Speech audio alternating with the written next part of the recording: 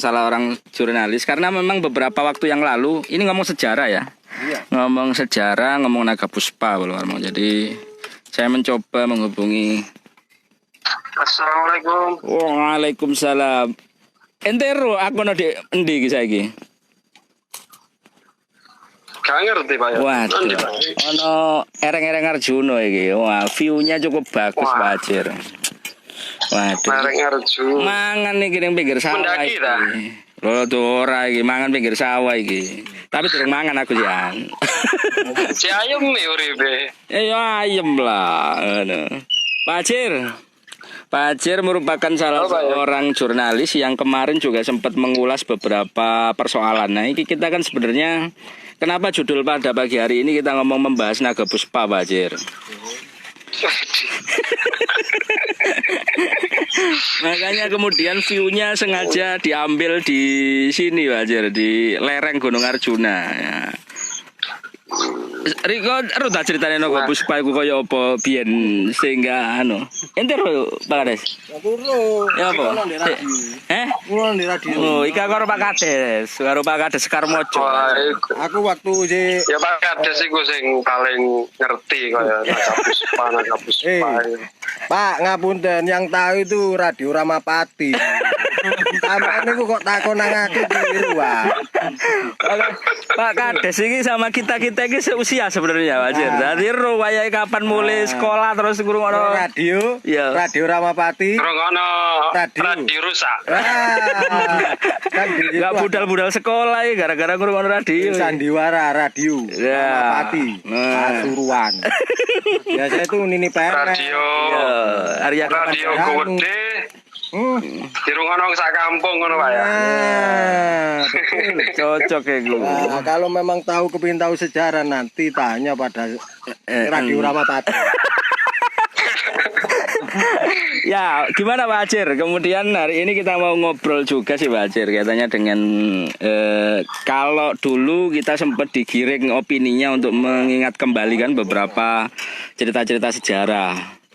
Naga Puspa, meskipun secara itu hanya sebagian dari fiktif kan sebenarnya. Cuman kita juga nggak tahu secara detailnya. Kemudian kita tarik lagi masih banyak sih yang tercecer dan anak-anak muda kita sekarang juga mulai lupa gitu loh dengan apa yang ada di masyarakat. Termasuk juga kemarin katanya ada penemuan Pak Ajir ya di kawasan Gondangwetan dan Rejo. Mas ya, Gondangwetan ya Pak Ajir ya. Penemuan ya, Ya Gondangwetan. apa ente biyen ambek saiki ku ya apa anune. Cerita iki lho kalau dihubungno bahasa e. Pak Kades isih nang kono ta Pak Kades? Lho Pak Kades sampe aku sarapan iki. Kuwi Harapan ya petani ini. Rencana memang Pak, Ya, kita apa, mau bangun gapura batas desa itu seperti apa? Kerajaan. Enggak, iya, hitungannya tugu. Tugu. Sing ono kaya Foto-foto lho. mojo-mojo paetan ngono. Mana pas aku tak pasang ke sana. Nah, ini kan semangat Pak Ajir untuk melestarikan kuri-kuri budaya Pak Ajir. Nah, begitu masuk desa kita orang kan berpikir. Oh ya. Nah, ini ada tanda wah ini gapura. Kemarin itu Sekarmojo jadi salah satu nominasi juara gitu. Gapura sing Pak Presiden loh Pak Ajir. Ah, betul. benar. Ya apa ya Pak Ajir? Sarapan nanti. Iki lek bakas sejarah iki go Pak Yogi. Lek bakas sejarah Si aku taruh kuan yo. bukan sejarah. Oh iya iki aku setengah batang ya. Loh. Nanti rokok kumare. Lek kalau bakas sejarah itu kan berarti sejarah ini kita anggap sebagai pelajaran berharga bagi kita kan sebagai warga negara yang berbangsa gitu kan. Nah, saya ingin memulai dari sebuah ilustrasi Pak Yogi. Ilustrasi, refleksi. Halo Pak Yogi. Halo Pak Ajir. Saya ingin memulai dari refleksi gitu. Kita itu kan sering membaca berita atau mendengar informasi bahwa sejumlah benda purbakala Indonesia berada di museum-museum Eropa, terutama Belanda. Gitu kan. Itu kan di satu sisi kita miris kan ya. Di satu sisi kita miris. karena wah ini kok sing ngeramut benda-benda bersejarah, benda-benda berharga ini kok orang lain gitu kan, seperti itu. Tapi di sisi lain Kurangan kita itu gila. ya kita gembira juga karena di sana itu benda-benda kita, benda-benda purbakala Indonesia itu walaupun dulu memang mungkin itu dicuri atau sebagainya ya kita nggak tahu kan, tapi faktanya ada di sana. Di sana itu terawat dengan baik. Nah bayangkan kalau di Indonesia belum tentu ini kan, belum tentu, bisa saja jadi pondasi rumah kan, ada kan kasus-kasus seperti itu. Jadi pondasi rumah, jadi ulek-ulek kan seperti itu.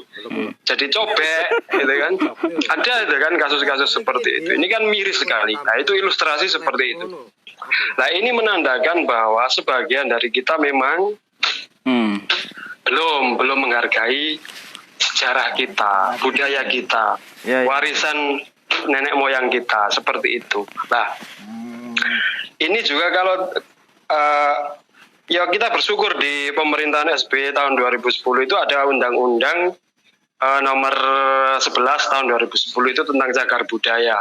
Ini kesadaran negara melindungi benda-benda cagar budayanya itu sudah minimal sudah dimanifestasikan dalam undang-undang itu, undang-undang cagar budaya itu. Jadi cagar budaya kita, benda-benda semuanya itu sudah terlindungi oleh undang-undang itu. Cuman kan nggak cukup dengan aturan. Harus ada political will, baik itu dari pusat atau daerah. Kemudian turun kalau di breakdown ke Pasuruan misalnya, ini kan sering, ini kan beberapa kali kita temukan ini, beberapa kali ditemukan benda cagar budaya, situs cagar budaya atau diduga cagar budaya. Beberapa diantaranya itu di Gondang Rejo sama yang di Manik Rejo. Di Manik Rejo itu sebuah sendang petirtaan, BPJB menyebutnya itu petirtaan kuno yang memang belum diketahui itu dari kerajaan mana. Karena memang waktu itu ekskavasi itu ditolak. Itu memang wong ngeduk ngono ya. Wong kampung apa anu pas ngeduk ning tanah apa ya apa? Nah, kalau sendang mani itu memang itu dari dulu dimanfaatkan oleh warga desa untuk irigasi dan mandi. Memang sudah ada sendangnya. Cuman ternyata itu adalah situs sejarah. Ternyata itu adalah benda sejarah petirtaan kuno.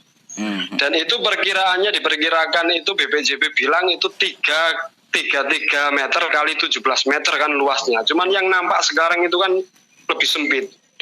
Nah, waktu itu sudah diputuskan, sudah dinyatakan bahwa Manik Rejo Sendang Mani ini sebagai benda cagar budaya harus diekskavasi. Nah, kan seperti itu. Cuman warga desa itu ada pro kontra kan waktu itu, ada yang menolak. Akhirnya pemerintah desa menolak. Padahal ya kalau kita buka lagi undang-undang itu kan, memang ada beberapa benda cagar budaya yang bisa dimiliki oleh individu atau desa atau lembaga, itu bisa. Tapi kalau benda-benda atau bangunan cagar budaya itu bersifat unik, ini pasal 24 ini bisa dibaca undang-undang cagar budaya. Kalau benda-benda itu atau bangunan itu bersifat unik, bersifat arsitekturnya unik, terus langka, itu harus dikuasai negara. Makanya ya itu. Kemudian kalau yang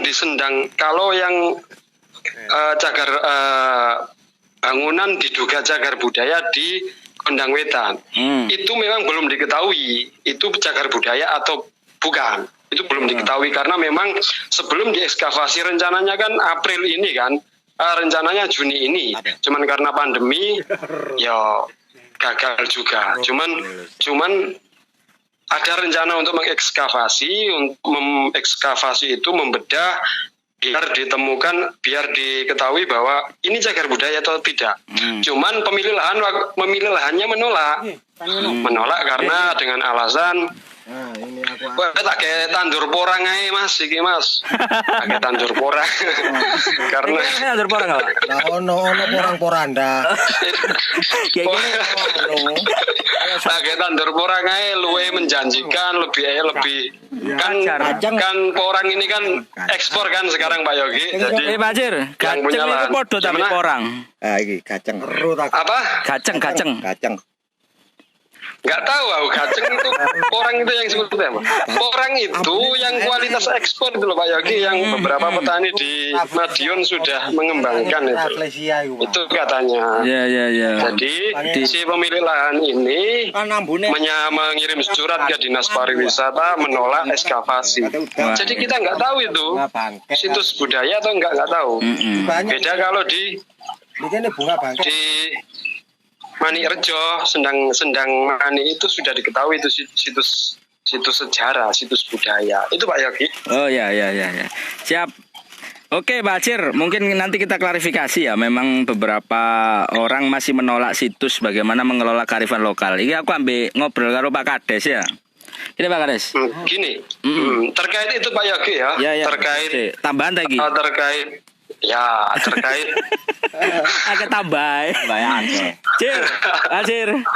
Iki ono keturunan dari Arya Dwi Pangga.